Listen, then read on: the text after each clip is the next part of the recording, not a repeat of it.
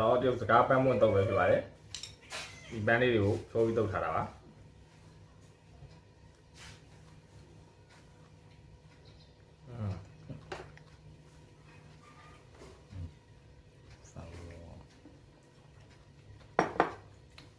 ါဆိုမှမွမွေးလေးတော့ကြမ်းခဲ့သူ့အနံမွေးတော့တရုတ်စကားပန်းနဲ့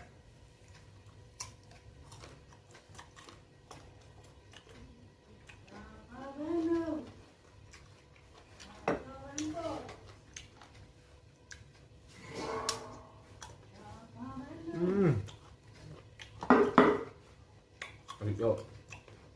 拜拜。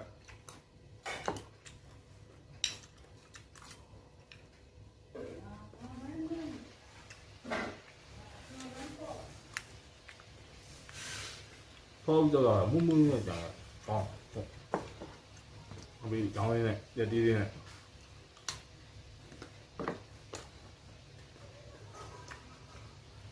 原来这什么讲呀？